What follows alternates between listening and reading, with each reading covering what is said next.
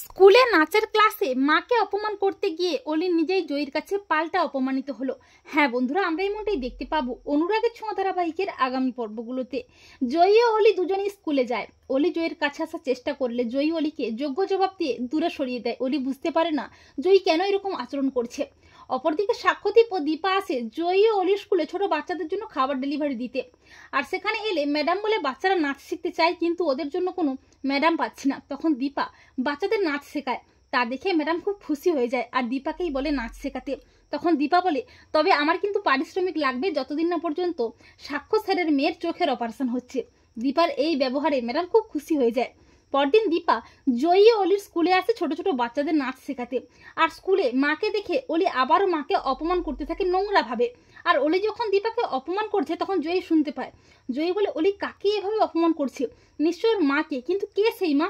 আমাকে আজকে জানতেই হবে। এই বলে জয়ী দূরে দাঁড়িয়ে সবটা শুনতে থাকে। দীপা চিৎকার করে বলে, সোনা, তুই তোর মাকে এভাবে অপমান করতে পারিস না। আমি কিন্তু সব সময় তোর অপমান সহ্য করবো না সোনা। তখন জয়ী বুঝতে পারে তার মানে আমার মা বেঁচে আছে, কিন্তু আমি কিছুতেই মাকে অপমানিত হতে দেব না।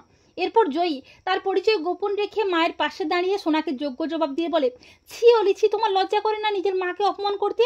তখন অলি বলে, তুমি জানো না জয়ী, আমার মা আমাকে মারতে চেয়েছিল। তখন জয়ী বলে, আমি সব জানি অলি, মায়েরা কোনোদিন সন্তানদের মারতে চায়নি। তাছাড়া তোমার মা তো সেদিন তোমাকে বিপদ থেকে বাঁচিয়েছিল, তুমি এরই মধ্যে ভুলে গেলে? আর ঠিক তখনই চারুও চলে আসে। অলি বলে, জয়ী, এই যে চারু এসেছে, চারুই আমার মা। তখন জয়ী বলে, ওই চারু আন্টি কিন্তু তোমাকে বিপদ থেকে উদ্ধার করতে আসেনি অলি, তোমাকে তোমার মাই উদ্ধার করেছে। তাছাড়া মায়েদের জায়গা কোনোদিন কেউ নিতে পারে না, মা সবসময় মাই হয়। তাছাড়া তুমি কি করে বুঝবে? তুমি তো একটা স্বার্থপর।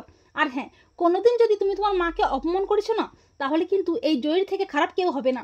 তো বন্ধুরা, তোমরা এটাই চাও তো যে অলি যেন মাকে অপমান করতে গিয়ে নিজেই যোগ্য জবাব পায় রূপার কাছে? কমেন্ট করে এক্ষুনি জানিয়ে দাও তোমাদের মতামতটি।